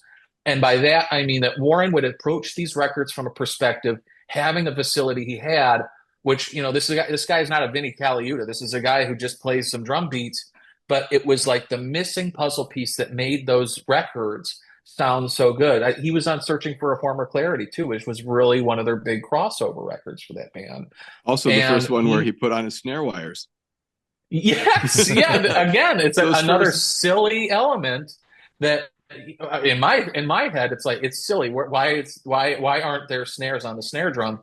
But it adds this whole freaking character to everything that he did with that band. Afterwards, the first record they did after that actually featured, I can't remember his name. I got to look. George Rebello from Hot Water Music and The Draft, and now Bouncing Souls. Yeah, totally different. And the only freaking thing they changed was the drummer. Yeah. And I think it set that band on a course for, what they were. And now, what the solo act is now today is, just kind of the drummer changed it all. Changed Same thing happened with Green Day. Formula of the band. Look at Green Day. Yeah. Their first drummer was left-handed and sloppy. And then they get Trey, and all of a sudden now they're, it's huge. Also the name of your sex tape. Oh no. Left-handed and sloppy. Dude, I held so many of those back during the Dave Ron interview. I had to get one out now. I apologize. But yeah, I mean, that's a perfect example. No, 100%. 100%. So I mean, I think I've said that. Oh, sorry, go ahead. No, no, Chris, go ahead. So many times on it, like even just saying like you take a Snapcase snare drum and put on a Zeppelin record, and you put a Zeppelin snare drum, put on a Snapcase record. It's just different. And I think a part of, I don't think I know a part of why I wanted to do this because I don't think we get enough credit. And it's not an ego thing. It's just giving some, maybe other people will start to realize how important the drums are to the sound of something where even changing the snare drum. I was watching Last Man on Earth last night with my oldest daughter. And it was an episode where they kept playing that Fine Young Cannibals Drives Me Crazy. And like that's like an iconic snare drum sound. You know what I mean? If you put a big fat snare drum in that place, that's not that song. The vibe is totally fucking different. So give us some goddamn credit, everyone. It's think about, and it's sad. It doesn't just extend to the credit of the sound of the band, but it extends to the way that I think professional drummers are treated too. Think about what happened to Stinky from No Effects. Now, what I heard is after that band Smelly? stopped sorry, yeah, Smelly. I'm calling him Stinky. It's too Stinky from many. now on. I love that. Stinky. No, but when Eric, I think is his real Eric, name, right? yeah. Eric. Uh-huh. When that guy stopped playing in the band, I heard from a friend of mine who heard on a podcast is it sounds like the dude is literally having to drive Uber or Uber Eats or something now once in a while to help make ends meet. I don't know if that's true or not, I but don't think so. No, you no, don't think no. so? No, no. My cousin is good friends with him and just spent time with him. Okay. No, he's good. He's fine. Is he taking care? Well, okay. He, Well, he there's makes other surfboards examples. Think now. about Dave. Oh, that's okay. He's living a good life. But Yeah. think about Dave Lombardo. It's like think about the disparity between what he was making in Slayer versus some of these other guys, and it's a reason why he left. And some of these big band, not some, but I would say a lot of big bands, drummers are the ones who have to struggle to try to make a buck. It's not fair. I know some younger guys who, when other people in the band were making six figures, they were struggling to get the same salary as a guy who's working as a warehouse, Mm, full-time warehouse guy just to play drums. And yeah. they're playing on big stages with big gear across the world, and the guy can't even, is fighting to make a living wage playing drums. That It's was something I was probably most surprised about because when you're younger, you think, oh, they have this album out, everyone likes them, that they're just like filthy rich. And then as I got more into the scene and started meeting people and started working with, some of these people, like they have a medical issue and they can't pay for it. I'm like, "What? Wait, hold on. Like you're like this to me, How are you?" But they really didn't make money, when I thought they yeah, were, and that was such a huge surprise to me. And not just drummers, I'm just saying, just some of my heroes. You kind of have yeah. this thought that they're, larger than life Yeah. and filthy rich, and they're not, you know. No, I know some of the most well-renowned drummers I know have reverse mortgages on their home to try to stay afloat. Yeah, it's nuts. It is really tough. Yeah. But to me, then I try to take those as lessons for my own life and to Hmm. try to provide that sort of insight to friends who are doing this sort of work too. It's the reason why I've had a day job. It's the reason why I try to use my degree to stay afloat instead of playing drums. It's the reason why, when I have friends who call me who are touring, who are really going through it and don't want to do it anymore, I try to, when it's appropriate, I certainly try to say, there's accessible education out there to try to build the life you want to live. And it doesn't mean that you have to stop playing drums. It doesn't mean that you're not a drummer. It doesn't negate the fact that you toured. It's the same way I kind of think about my life now. Even if I don't have a drum set, even if I don't touch a drum set more than once every few years, I'm still a drummer. Hmm. It doesn't negate any of the accolades I've had or any of the cool stuff I've done, period. Um, we live in a time when it's hard enough to stay afloat financially if you have a day job, whether you live in Texas, New York, or France. And that's only further more difficult if you try to play drums full time. Mm. Uh, the number of guys I know who have been salaried doing this work, I can count on one hand. Right. and the number of those folks who are still salaried or even fewer now today. It's no, it's tough, and so I think there's a lot of guys, whether they're playing punk rock music or not, they feel like I if to be a drummer, to feel like a drummer, I have to do this full time. I have to be touring. I have to be a rock star. Whatever the heck they have in their Mm. head, and that's not true, man. Yeah, In my yeah, opinion, I don't think any of that is true, and it doesn't take away from your skill or your right. worth as a musician or any of these things. And I think it's why whether it's with my students or any of the drummer friends I have in my life, I always try to just hammer home to everyone that like we all started playing this instrument because it was freaking fun. Mm-hmm. And I think we have to try to continue to recenter that love for fun over anything else because otherwise it's just man, that relationship with the instrument, the relationship with the music can go sour, it can go toxic so fast, whether you're playing in bands or whether you're doing social media or anything in between. Yeah. Yeah. So So sometimes I think it's not always just for fun. I think like in my case, I had to. I couldn't help it. I was hitting There's no everything. choice. Yeah, I agree. Yeah, my parents were mm, getting irritated with me and they bought me a drum set. They're like, "Well, if you're gonna hit everything, hit this, you know?" And like there's this drive, like this kind of natural drive we have too. It is fun, of course, like what you said, but I think we can't help it too. it's I built, don't know what it is, I think it's built into a lot of guys. I'm sure us three, it was certainly built in from the get-go to do what we do. for Yeah, I sure. mean, I grew up.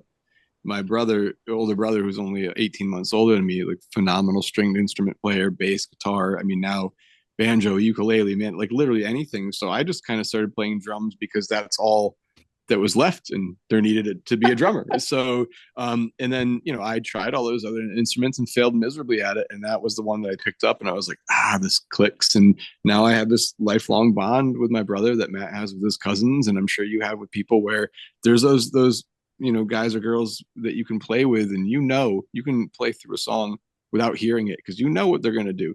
You know that the same head nod, for some reason it means slow down, for some reason it I means call it the pause, but like science. you know what I The mean? To have science, The dude. science. That's what my band always called it, the science. We'd always go, okay, let's do what Descendants do. They don't do stick counts. Bill looks at Stefan and Stefan's doing this, and then and then Bill raises his sticks and they go into the song. That's what we always try to do. It was called the That's science. cool. it's great, yeah, to have that, man. Um, we are coming up on about an hour and a half right now. Are you got some time, Tim, or you kind of you got stuff Yeah, going I on that got a you go? minute. No, I got time. What do you got? Well, I did want to bring up. I know that we kind of strayed in coming back to it, but as far as the Instagram stuff going, I think that there's probably one thing that made you stand out above everyone else. You want to know what it was? What was that? I can feel it coming in the air tonight.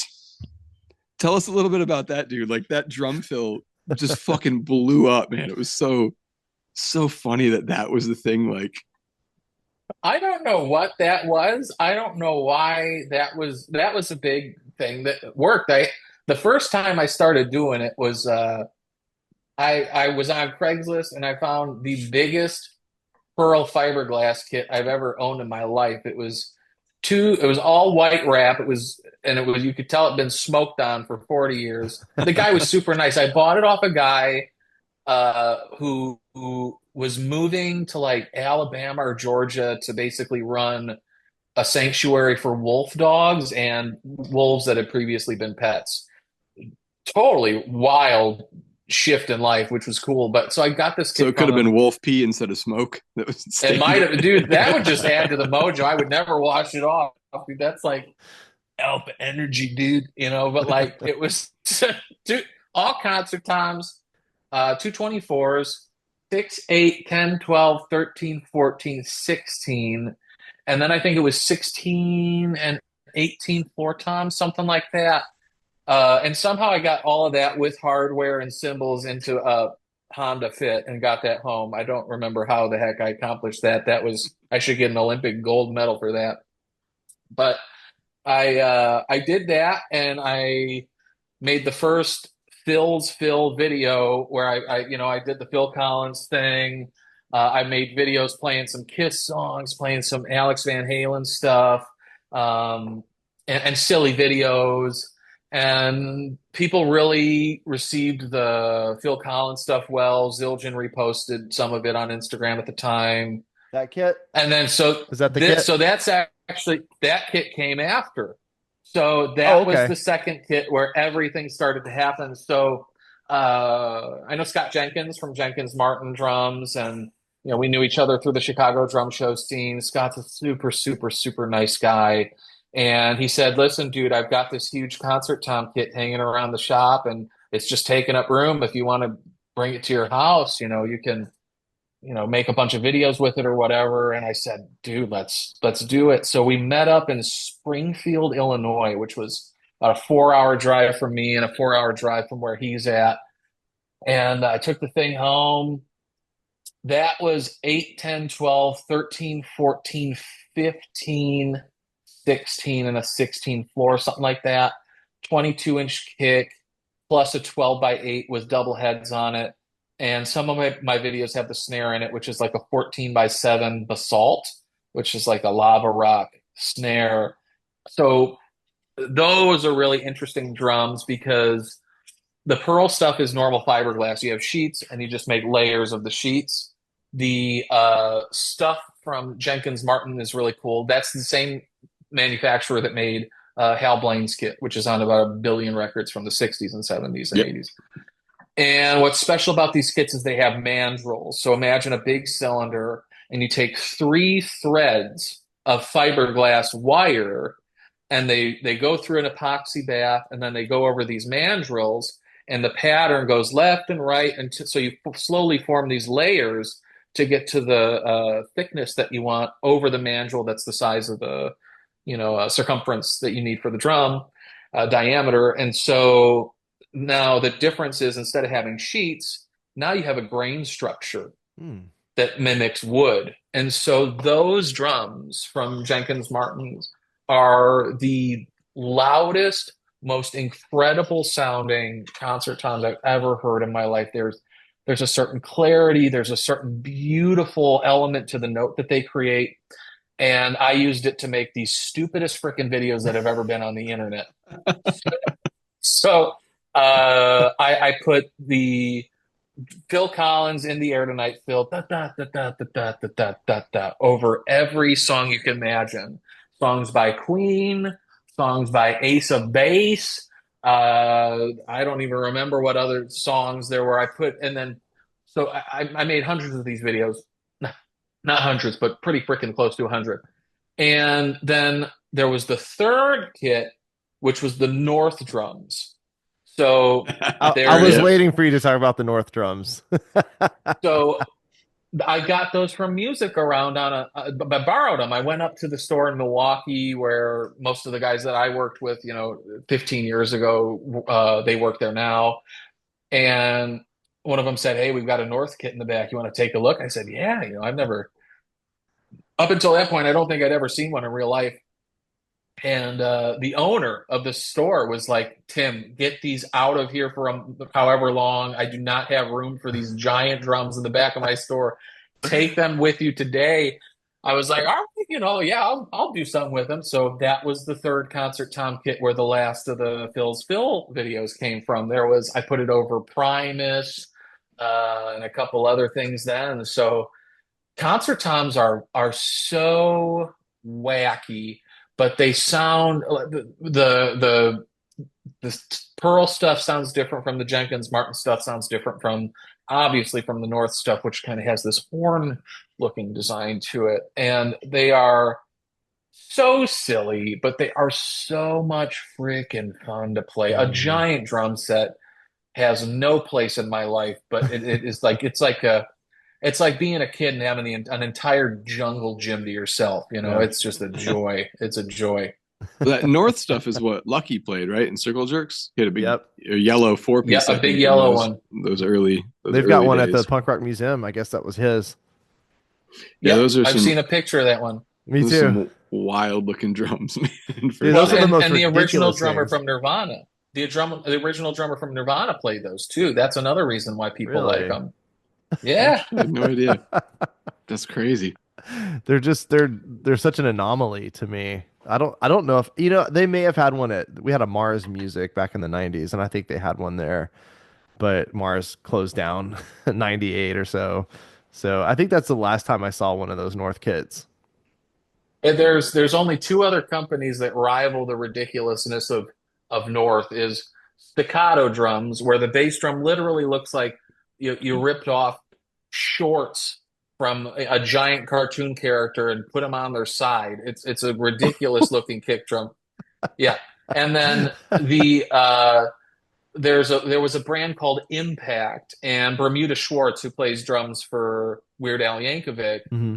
he had Impact drums, and they had ports in the side of the concert tom. And I feel like they had a purpose, but if you look at them, they just look like they were freaking handles. To when you're done, you just take your freaking tom by the handle, this hole in the middle of the drum, and that's how you put it away. It was, man, well, fiberglass has led to some of just the wackiest things you've ever seen in your life. Yeah. So, Dude, I had an old set of those the wood fiberglass, and it had like this bowling ball blue finish on it, and oh those yeah. are like that. I think that's one of the biggest regrets, and of letting that kit go. I kicked myself in the ass. But dude, while we're on the subject of kits, man, I'd love to hear how you linked up with Franklin. And before you answer, I just have to say, I don't know if they're going to listen to this, whatever. They are making some of the most fucking beautiful, like that rose gold acrylic, like everything. That is that just one gentleman doing that stuff for the most part, or So it's I think they got a few guys now, but mainly it's this guy Grady and another guy named Tim. For a long time, it was those two guys. And Grady had been building drums for the company that had been called Risen, and they were a Christian, kind of centered drum company. Guy wanted to get out of the business who owned it. Grady said, I want, basically, I want to buy the company and do my own thing with it, which is where I got involved. And Grady, I don't remember how we got connected, but eventually Grady and I started doing, 2, 3 hour phone calls once every few weeks to talk about drum stuff, and it would turn into emails and blah, blah, blah. And so my involvement was talking about what does the logo look like? What does the badge look like? What does the branding look like? What is the shell? Because they wanted to do a proprietary shell. They wanted to get away from the traditional Keller VSS maple and do their own thing. So what would it look like for them to do their own shell? Which is why they landed on, they have they wound up 5-ply maple poplar alternating plies, kind of like Gretsch Brooklyn, but they do a mahogany poplar 5-ply in a similar kind of alternating style too. And beautiful shells, beautiful drums. And Tim, who is another one of the main builders there, kindly suggested that they build me a kit as a thank you for what time I'd given them. And Wow. uh, so they built me basically what happened is it's sizes that I'd always wanted that were impossible to find, particularly for kick drums. So I got a 20 by 12, 20-inch diameter, 12 depth, and then a 16 by 12, 16 diameter, 12 depth kick. The 20 by 12 is just to see what would happen. I really loved 22 by 12s, which was a size from a kit by Ludwig and WFL called the New Yorker. hmm? Essentially, you change the air column. So the same way you have a 24 or 26-inch drum where by 14, where you have this very tall drum with a very short diameter, you get a lot of punch out of that, but you get a lot of beef, a lot of low end with that too. The 22 by 12 does the same thing because you change that air column to be more similar to those big drums. I thought, well, what happens if you make it even smaller? Turned out that it creates what essentially is the biggest punch in your gut that you will ever feel. Uh, cool, cool, cool, cool sound. And then the 16 by 12 was to recreate try to recreate the sound that you hear Questlove get on D'Angelo's Voodoo record, the super bumpy 808 style thing. And other than that, it was just really standard 12 by 8, 14 by 14 toms, like an old Ludwig downbeat kit, and the matching downbeat style snare, 14 by 4, 8 lugs. Finish wise, that was the other real special part about Oh, this, and this is where it gets that crazy. beautiful. So uh, one of my best friends from back home, Sahan Jayasuriya, and I are both big drum nerds. He worked at Music Around for a while too, and one of the finishes that both of us have been obsessed about for many years was Ludwig in the '70s made a student level drum set called the Standard Series. They had a bunch of really, really cool finishes. The Astro finishes, which were kind of like satin flames, kind of a moire style wave to the finish. But they had these strata finishes that were incredible. They had a blue strata finish. They had an orangey strata finish, which almost looks like the same color orange as those goldfish crackers that kids eat.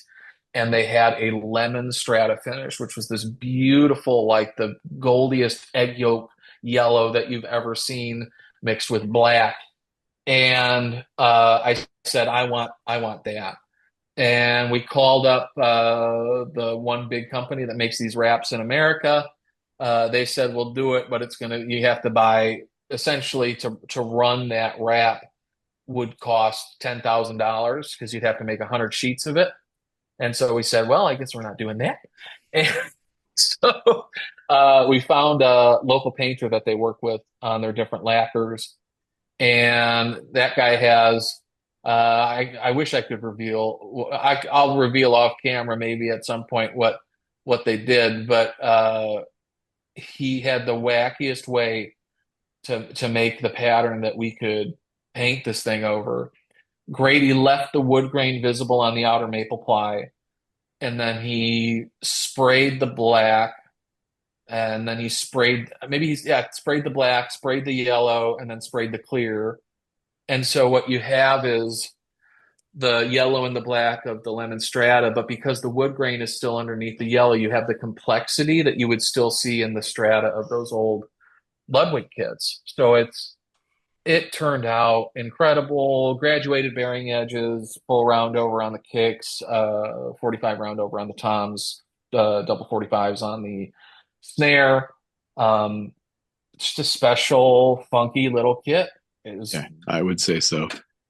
Man, yeah, if you wouldn't mind revealing, because I gotta tell you, like after that, I love the strata finishes, but there's a lemon strata at our local shop, and what I like about yours is from what you could at least see on internet, it's like very stark black and yellow. Some of the lemon strata that you see like in person, there's almost like a little bit of white in it, and there's some lighter parts of yellow, which I was never personally like a fan of. the So reissues, you see that. The yeah, reissues, in my opinion, and I love Ludwig and the guys over there. They make some of the best drums in the world. It's the one kit that's going to my grave with me is my olive drab color. They call it Heritage Green Lacquer love it. Ludwig, which is highly modified, of course. And I've got all these Ludwig snares are the ones that I'm primarily keeping. The one that goes to the grave with me is my Black Beauty that's got my initials on it. So, love Ludwig, but it's to say that I wish when they did that run of that lemon strata wrap, that they had eliminated a lot more of the white and had gone with a harder yellow, Yeah, just a more poppy yellow. Because it's to me like they did a pink oyster, and that is gorgeous. They did a reissue of the pink oyster. It's incredible. They did a pink like a pink marine pearl, if you will. Great. Uh, I wish they just would have, the same way that they make all these other colors pops, reds, pinks, blues. I wish they would have made the yellow pop. yeah. Well, R.I.P. Lemon Strata. well, Franklin did it for sure.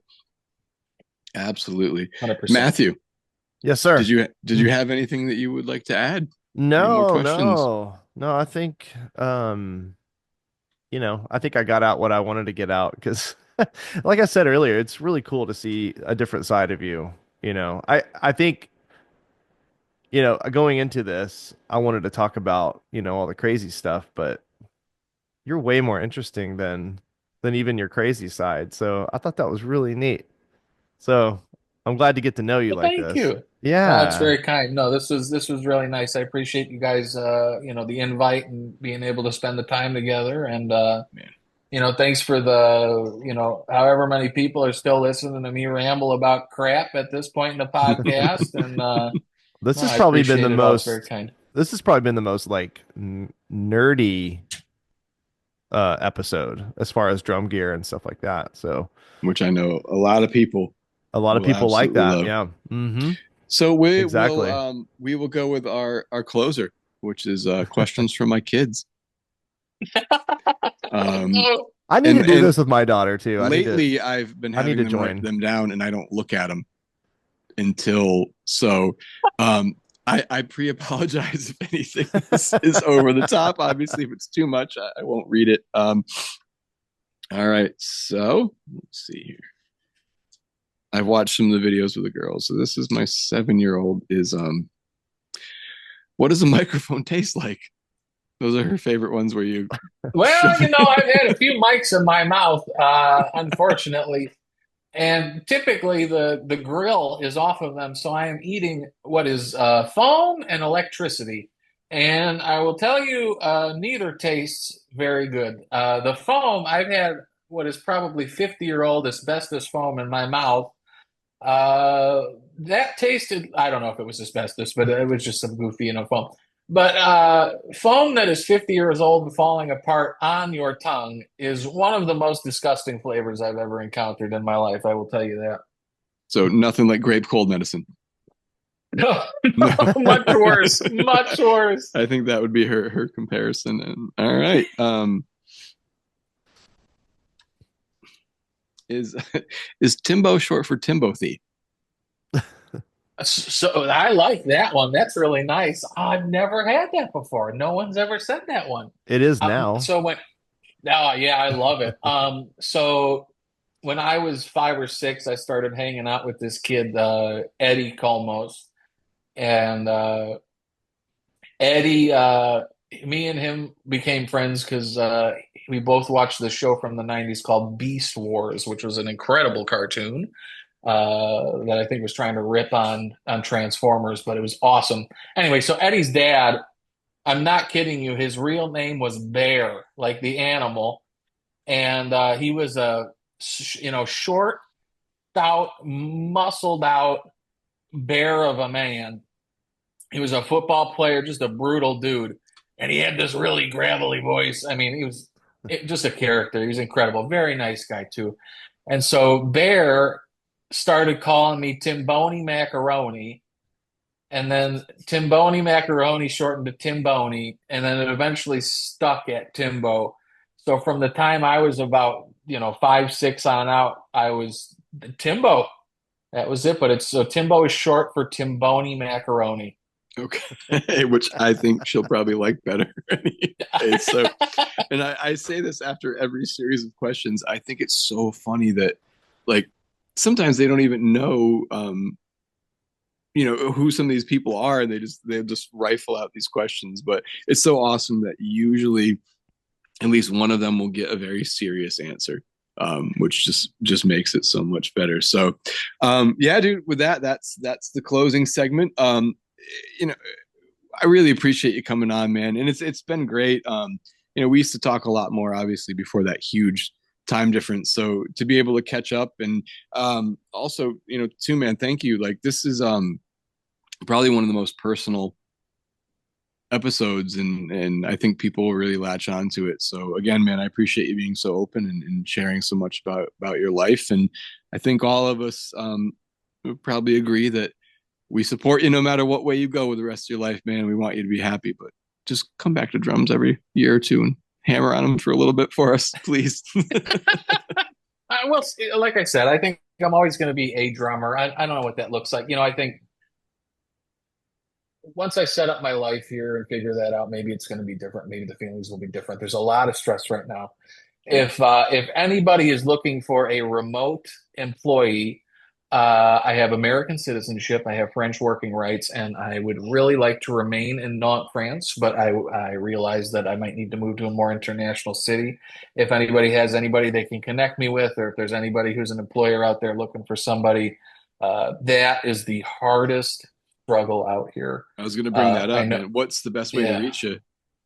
So the best way to reach me is tim.baltes@gmail.com is my email address. I'm at timbaltes.com, timbaltes.com.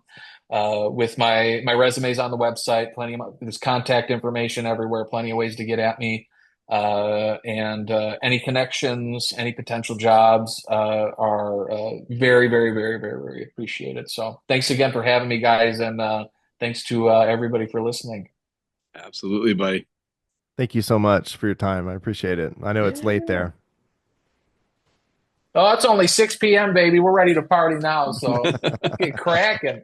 All right, so we'll say this. We'll thank you one more time, and then we're gonna go ahead and stop the recording, and then you're gonna tell me how they did that fucking lemon strata. All right. All right. Bye, Tim. Bye. All right. Is the recording over? I gotta